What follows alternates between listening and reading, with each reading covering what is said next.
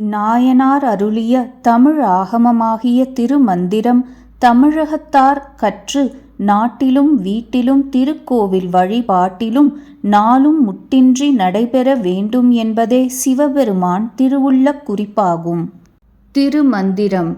முதலாம் தந்திரம். பொதுப்பாயிரம். பாடல் 1. கடவுள் வாழ்த்து. ஒன்றவன் தானே இரண்டவன் இன்னருள் நின்றனன் மூன்றினுள் நான்குணர்ந்தான் ஐந்து வென்றனன் ஆறு விரிந்தனன் ஏழும் பற்சென்றனன் தானிருந்தானுணர்ந்தெட்டே. இத்திருமறை முழுமுதற் சிவபெருமானின் எண்பெரும் குணங்களையும் முறையே குறிக்கும் அருங்குறிப்பாகும். மேலும் சிவபெருமான் உலகப் பெரும் தோற்றத்துக்கு முன்னும் உலக பேரொடுக்கத்துக்குப் பின்னும் நிலைத்திருக்கும் அழிவிலா ஒருவன். அவன் இனிய அருள் சிவாய நம என்னும் திருவைந்தெழுத்திற் காணப்படும் வகரமும் நகரமும் ஆகிய இரண்டெழுத்துக்குரிய வனப்பு பராசக்தி, நடப்பு ஆதிசக்தி என இரண்டாகும். அன்பு, அறிவு, ஆற்றல் என மூன்றாகும். இவற்றை இச்சை, ஞானம், கிரியை எனவும் இசைப்பர். சிவசிவ என பொருள்மறை நான்காகும்.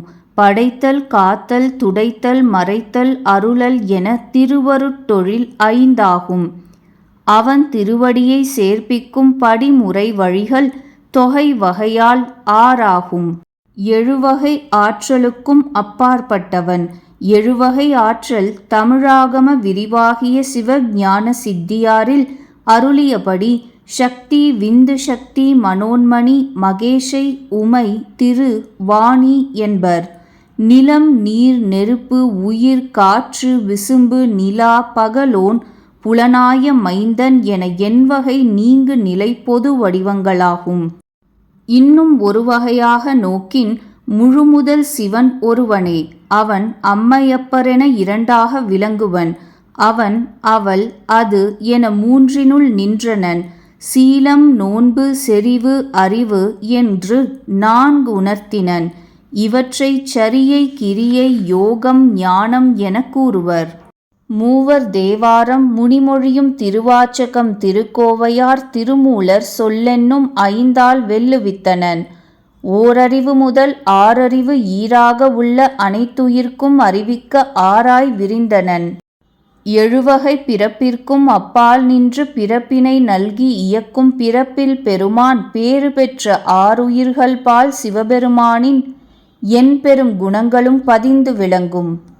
எழுவகை பிறப்பிற்கும் அப்பால் நின்று பிறப்பினை நல்கி இயக்கும் பிறப்பில் பெருமான் பேறு பெற்ற ஆறுயிர்கள் பால் சிவபெருமானின் எண்பெரும் குணங்களும் பதிந்து விளங்கும்.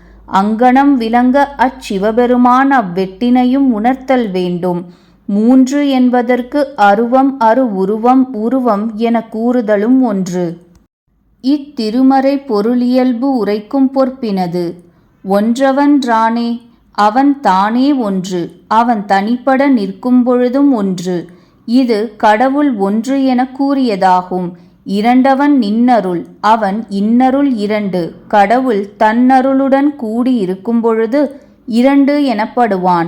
நின்றனன் மூன்றினுள், கடவுள் முக்குணங்களோடு கூடி இருக்கும் பொழுது மூன்று என்று சொல்லப்படுவான்.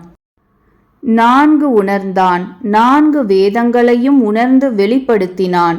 ஐந்து வென்றனன், பொறி வாயில் ஐந்து அவித்தனன்.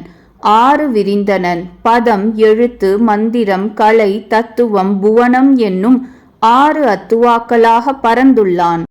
ஏழு உம்பற் சென்றவன், ஞாயிறு, திங்கள், செவ்வாய், புதன், வியாழன், வெள்ளி, சனி என்னும் ஏழு அண்டங்களையும் கடந்து நின்றவன்.